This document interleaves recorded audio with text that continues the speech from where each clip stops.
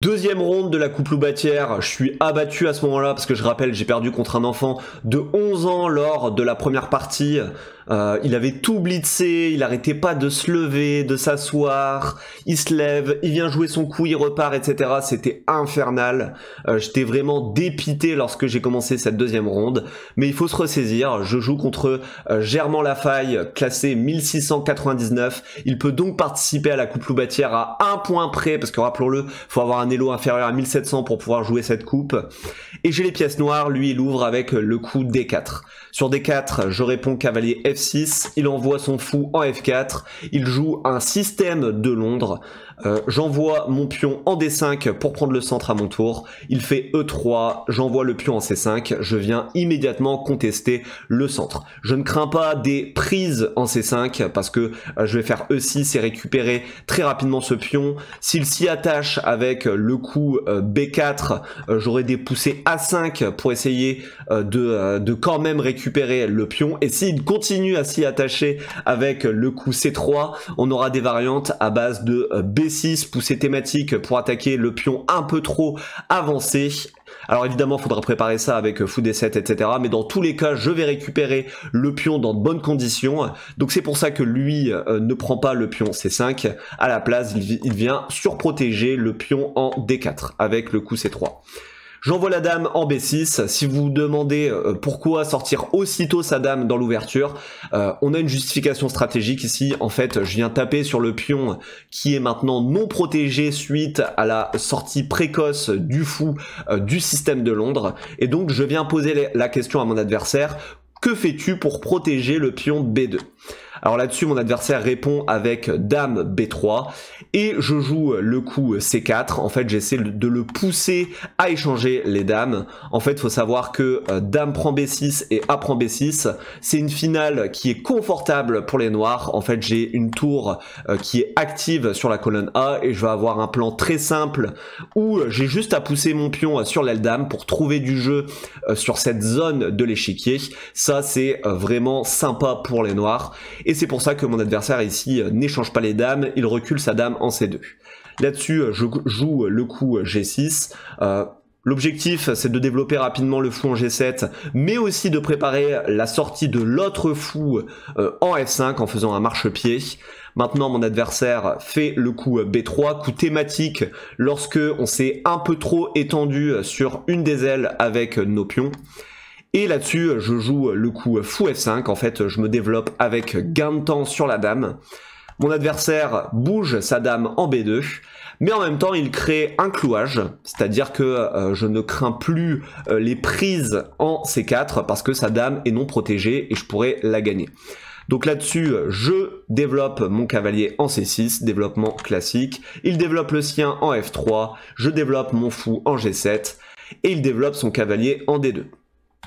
On fait le petit roc, je mets mon roi à l'abri, il développe son fou en E2, et ici je me pose la question, alors le coup instinctif qui me vient à l'esprit c'est quand même de mettre une tour en C8, soit la tour F, soit la tour A, à voir, et puis je me dis, est-ce que je crains pas la poussée B4 ? S'il fait B4, est-ce que j'ai encore du jeu sur cette aile ? Parce que ça me dérange en fait qu'il vienne bloquer mon pion C4.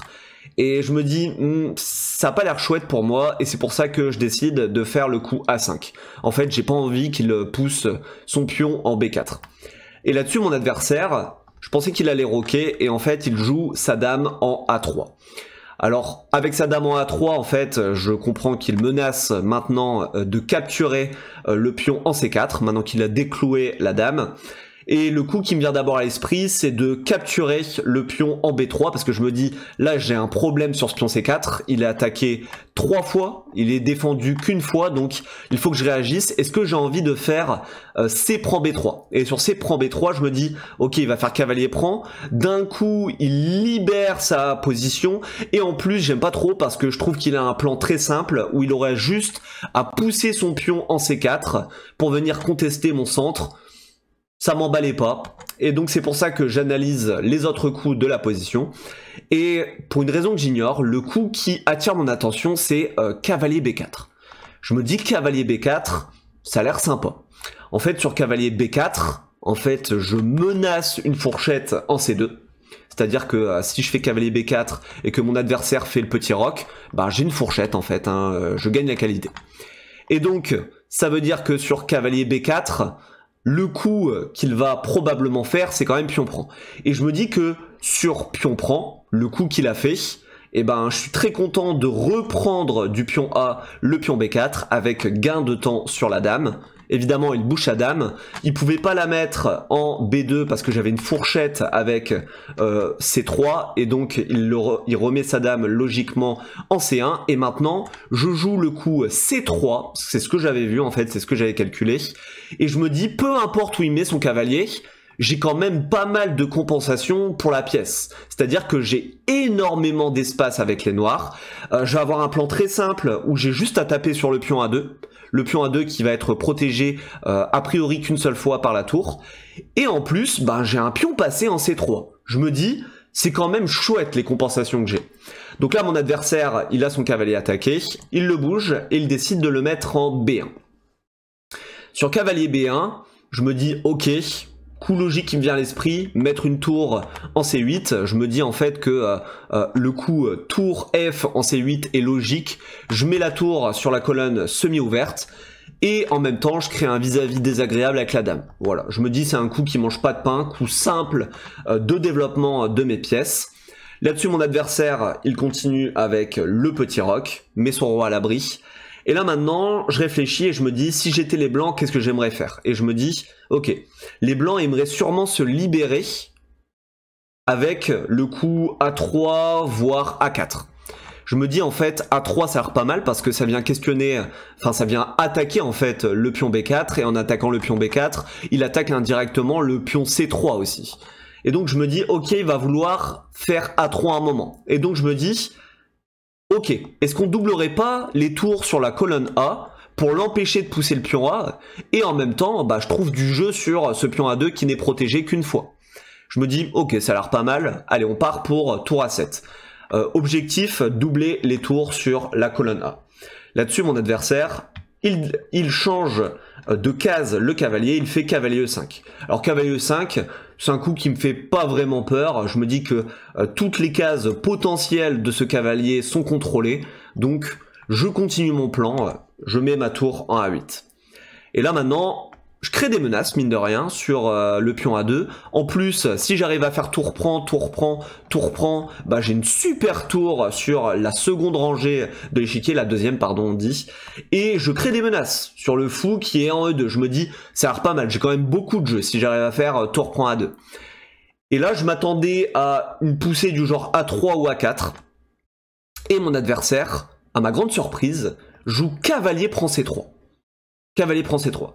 Là, je suis très très content. Je me dis, ok, bon, il me rend la pièce, il comprend que mon duo de pions est un peu trop fort, et donc, bah là-dessus, je suis très content de récupérer la pièce avec B prend C3.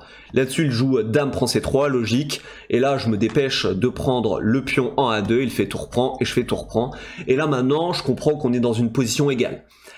Malheureusement pour moi, j'ai quasiment plus de temps parce qu'évidemment j'ai un peu trop réfléchi, c'est vraiment l'énorme problème que j'ai en ce moment aux échecs. Je surcalcule toutes les positions en mode maniaque du contrôle, j'ai peur de rater un coup de l'adversaire et donc je perds énormément de temps. Donc là, faut savoir que mon adversaire a facile 25 minutes de plus que moi, donc il va falloir que je joue en mode Zeitnot en gros, il va falloir que je blitz mes coups. Et sur ça, mon adversaire joue fou D3. Alors normal, hein, le fou était attaqué par ma tour. Il propose un échange de fou. Alors, j'ai plus de temps. Je me dis que, comme j'ai plus de temps, j'aimerais simplifier la position pour faire nul rapidement. Donc, je fais fou prend D3 très très rapidement. Et là, mon adversaire marque un temps d'arrêt. Et comme il marque un temps d'arrêt, je commence à réfléchir. Et en fait, je me dis... Ok, il a dame C8 échec, et je me dis, au départ, bah tant pis, je ferai fou F8, et là, je vais plus loin dans le calcul, et je me dis, mais merde, il a fou H6. Et sur fou H6, je me dis, ben, il faut que je protège mon fou F8, sauf que, ben, j'ai aucun coup pour le protéger. J'ai absolument aucun coup pour protéger ce fou. Et là d'un coup, j'ai une grosse boule au ventre et je me dis, putain, je suis ultra perdant. Et là, juste après me dire que je suis ultra perdant, je me dis, garde la face. Acteur studio, il faut pas que tu montres à ton adversaire que ça va pas pour toi. Et donc, je fais genre d'être concentré et de calculer. Mon adversaire réfléchit, les secondes sont très longues et je me dis, ok, bon, il est 1699, bah il va avoir Dame C8. Plus les secondes avancent et plus je me dis, bon c'est bon, il a vu Dame C8, je suis terminé. Et mon adversaire joue Cavalier prend D3. Cavalier prend D3. Et là je me dis, je suis sauvé. Oh, purée, trop de chance. Mon adversaire ne voit pas de Dame C8 échec qui gagnait sur le champ. Donc la partie continue. La partie continue. Et je joue H5. Évidemment, je m'empresse de faire ce coup. Je me suis dit, Dame C8, gagner la partie. Bon, bah, je me dépêche de faire une case de sortie pour mon roi. Donc là, je suis très content de faire H5. Et mon adversaire joue Cavalier C5. Donc, il replace le cavalier. Coup a priori logique. Et là, je me dis, ok. Là, maintenant, j'aimerais sûrement envoyer le pion B. Quelque part, pour essayer de le pousser, essayer de trouver du jeu, je ne sais quoi. Donc, je joue Dame C6. Dame C6, je crée un vis-à-vis avec la dame.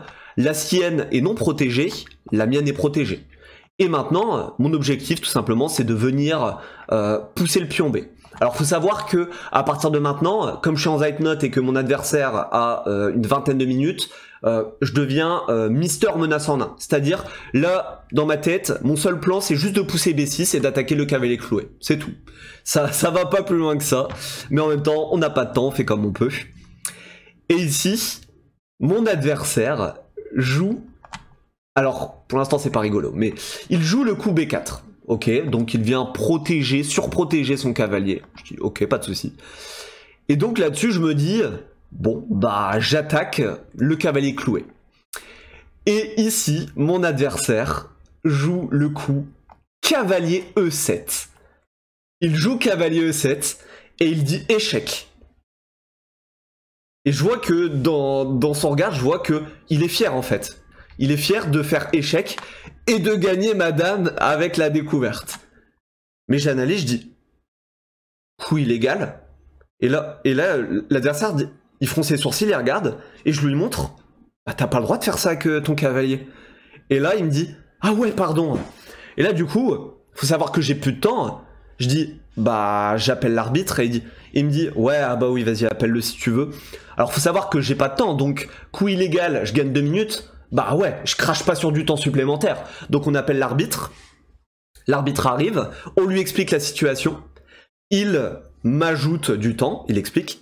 Et là, il dit, et ça, j'avais complètement oublié cette information, il dit à son adversaire, à mon adversaire, pièce touchée, pièce jouée. Vous devez donc jouer le cavalier. Et là, au moment où il dit ça, je me dis, wow, il doit bouger son cavalier, mais sa dame est non protégée derrière. Et là, d'un coup, je me dis, ascenseur émotionnel, je me dis, wow, mais je vais gagner sa dame. Et là, on voit, il est désemparé, je le vois, il sait plus où se mettre, et là il dit, ah ok, bon allez, ok, réfléchis. Là on voit, il s'automotive, et là mon adversaire, sur le coup B6, il joue cavalier E4. Cavalier E4, là je réfléchis, et là je redescends immédiatement. Je comprends en fait que je ne gagnerai aucun matériel. Et là, mon premier réflexe, après analyser la position, c'est de me dire, la chatte! Ah, la chatte! La chatte qu'il a! Purée! Ah, je suis dégoûté. Là, je suis monté dans les tours, et là, je redescends et je me dis, oh purée, en fait, tu vas rien gagner. Donc là, en fait, vous avez compris, je ne peux pas prendre ce cavalier, parce que je perds ma dame. Et si je prends la dame, eh ben, il reprend avec son cavalier. Je ne gagne donc pas de matériel dans cette position. Tout ça parce que ma dame en fait est non protégée. Si ma dame était protégée par je ne sais quoi, par exemple un pion à B7, bah en fait je pourrais m'empresser de prendre le cavalier, mais là c'est pas le cas. Donc je suis complètement dégoûté. Enfin bref, la partie continue. Je rappelle que j'ai pas de temps. Alors j'ai gagné 2 minutes avec son coup illégal, mais ça n'empêche que j'ai beaucoup moins de temps que lui, donc je me dépêche d'échanger les dames, je me dis allez on simplifie. Il reprend du cavalier, ça attaque ma tour, donc Mister menace en 1, je me dis allez, tour B2, on attaque le pion non protégé. Et là-dessus il joue tour B1. Tour B1, je me dis ah oui c'est vrai, bon, il peut faire ça. Et du coup je me dis allez on simplifie. Tour prend, cavalier prend, je me dis ok son cavalier est excentré, je vais peut-être gagner un peu de temps. Je joue cavalier D7. Alors en réalité dans cette position je comprends qu'il y a un problème avec la position de mon cavalier. En fait je comprends que il faut que je le déplace pour pouvoir envoyer mes pions F et E. Mais je rate la case de ce cavalier. En fait, c'était pas ici qu'il fallait le déplacer, c'était en E8. Mais là, je vous rappelle que j'ai pas de temps, on est en finale. Normalement, ce genre de position, faudrait dépenser quelques minutes pour bien réfléchir, mais moi, je les ai pas les minutes. Donc, je joue cavalier D7, quasi tempo. Mon adversaire replace son cavalier en C3. Je joue le coup E6. Mon pion était attaqué, logique, je viens le protéger. Et là, mon adversaire joue fou C7. Il attaque donc le pion. Je me dis, bon, pour l'instant, le pion est protégé une fois, attaqué une, pas de souci. Je me dépêche de replacer mon roi. Je me dis, on est en finale, on centralise le roi. Et là, mon adversaire joue cavalier A4. Bon, je dois continuer à blitzer, le seul coup qui me vient à l'esprit là, et de toute façon c'est le seul que j'ai pour défendre momentanément mon pion, c'est le coup B5, attaque le cavalier. Mon adversaire replace son cavalier en C3, et là je comprends que ce pion va tomber. Voilà, j'ai aucune technique pour venir défendre le pion B. Donc je suis dégoûté, mais on continue la partie. Roi 8. Là-dessus, mon adversaire joue cavalier prend B5, il est donc dans une finale avec un pion de plus. Alors, je m'arrête pas là parce que je me dis, ok, il a un pion de plus, mais si j'arrive à bloquer le pion, peut-être que je vais arriver à annuler, sait-on jamais. Donc je continue à jouer, mais là, maintenant, je suis un peu désespéré dans cette position. Je joue fou F8, alors là, mon but, c'est juste de créer des menaces, hein. Rappelez-vous, Mister menaçant en 1, c'est moi. Donc j'attaque le pion. Il joue cavalier D6, échec. Et là-dessus, ben, je prends le cavalier, hein. Pas trop de choix en réalité dans cette position. Il reprend du fou et je joue cavalier B6. Cavalier B6, je me dis ok, bon ben, je vais essayer de replacer mon cavalier, essayer de trouver des déplacements pour attaquer ce pion, sait-on jamais. Et il replace immédiatement son fou en C5, il a compris que j'allais jouer cavalier C4 qui attaque le fou. Donc il attaque actuellement mon cavalier, donc je le replace en C4. Il centralise son roi, enfin il commence l'opération de centralisation du roi, il va essayer de venir en D3.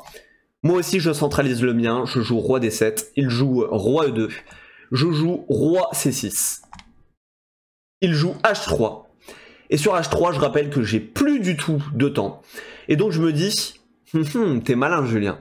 J'envoie H4, je me dis, eh oui, je bloque ta majorité, je bloque ton pion en G2. J'étais très fier de jouer ça instantanément. Mais sauf qu'on verra que c'est le pion qui me fait perdre la partie. C'était complètement débile en réalité de jouer ça parce que le pion je le mets sur noir. Et je rappelle que mon adversaire a un fou de case noire. Donc voilà, je donne une cible à mon adversaire pour son fou. Ce qui est complètement illogique, mais j'avais plus de temps. En même temps, je suis conscient qu'en finale, ben faut que je travaille ça. Je suis pas encore bon. Donc je fais du mieux que je peux. Hein. Il envoie son roi en D3. Je fais cavalier B2 échec, donc là tout simplement mon objectif c'est soit de répéter, soit de venir essayer de trouver du jeu avec cavalier D1. Il met son roi en D2, donc là il m'empêche en fait de faire cavalier D1. Je fais cavalier C4 échec. Et là je vous avoue, dans cette position, j'étais en Zeitnote complet, et je rappelle que quand on a moins de 2 minutes, on n'est plus obligé de jouer les coups sur sa feuille, donc j'ai complètement arrêté de jouer les coups. On a joué encore une dizaine de coups, et du coup j'ai arrêté de noter, et je ne me rappelle plus des coups, donc je suis incapable de vous le dire. Mais toujours est-il que ici, ce qui s'est passé, c'est qu'à un moment, j'ai arrêté de répéter. Et en fait, j'ai essayé d'envoyer mon cavalier sur l'aile roi pour venir attaquer. Sauf que c'était débile, parce que mon adversaire a réussi à enfermer mon cavalier. Et En même temps, j'ai perdu ce fou parce qu'il a fait tout simplement la manip fou E7 pour venir chercher le fou en H4. Et donc ça faisait 2 pions de plus pour lui, donc ça a fait basculer la finale totalement gagnant pour lui. En même temps, je rappelle que lui avait encore une dizaine de minutes alors que moi j'en avais plus, donc j'ai perdu cette partie. On y va pour le bilan de la partie. Mon adversaire qui a joué à 80,7% de précision et 78,1% pour moi. Un elo estimé à 1650 pour lui et 1600 pour moi. Alors on envoie le bilan de partie.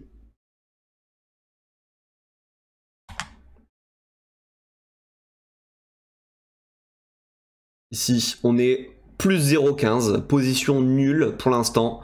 On est actuellement au 13e coup, donc je continue l'analyse. Et ici, pour lui, cavalier B1, c'était une erreur. Donc j'imagine qu'il aurait dû le mettre sur l'autre case. Effectivement, il aurait dû mettre le cavalier en F1.